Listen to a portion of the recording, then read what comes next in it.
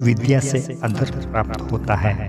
विद्या के द्वारा मनुष्य राजा महाराजाओं से सम्मान पाता है, न कि धन से। जो विद्या से हीन है वह मनुष्य पशु है। धैर्यवान मनुष्य आत्मविश्वास की नौका पर सवार होकर आपत्ति की नदियों को सफलतापूर्वक पार कर जाते हैं।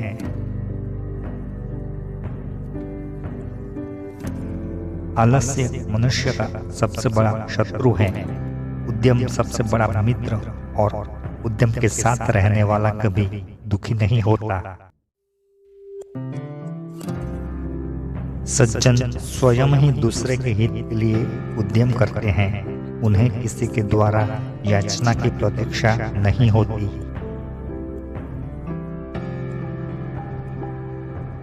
कटा हुआ वृक्ष भी बढ़ता है, क्षीण हुआ चंद्रमा भी पुनः बढ़कर पूरा हो जाता है।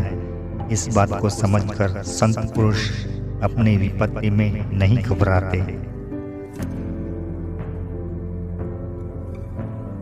ऐश्वर्य का आभूषण सज्जनता है, शौर्य का आभूषण वाक संयम, ज्ञान का आभूषण शांति और विनय तथा सामर्थ्य का आभूषण क्षमा है। जब मैं थोड़ा जानता था तब हाथी के समान घमंड में अंधा हो गया था। उस समय इस भाव से मेरा मन भरा हुआ था कि मैं सब कुछ जानता हूँ। जब विद्वान लोगों की संगति से मैंने कुछ जाना तब पता चला कि मैं तो मूर्ख हूँ। तभी ज्वार के समान मेरा घमंड मिट गया।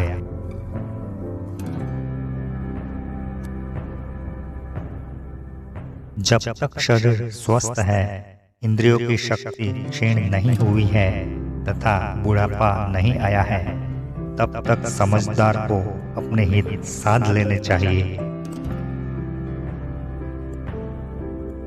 दुर्गम पर्वतों में जंगली लोगों के साथ घूमना अच्छा है, पर इंद्र के महलों में भी मूर्ख लोगों के साथ रहना अच्छा नहीं है।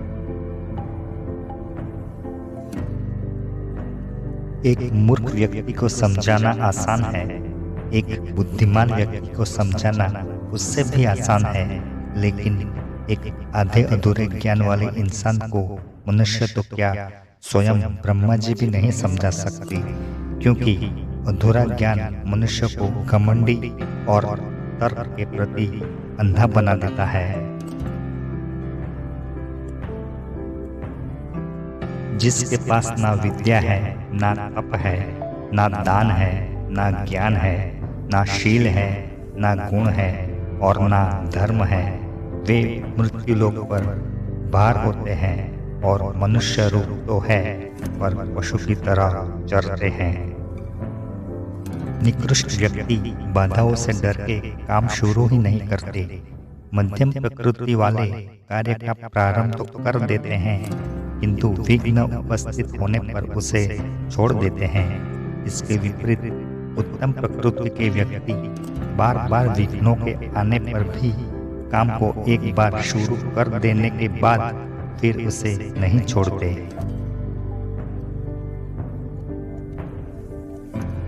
अच्छी संगति बुद्धि के अंधकार को हरती है, वचनों को सत्य की धार से सींचती है, मान को बढ़ाती है, पाप को दूर करती है, चित्त को प्रसन्न रखती है और चारों ओर यश फैलाकर मनुष्य को क्या क्या लाभ नहीं पहुंचाती।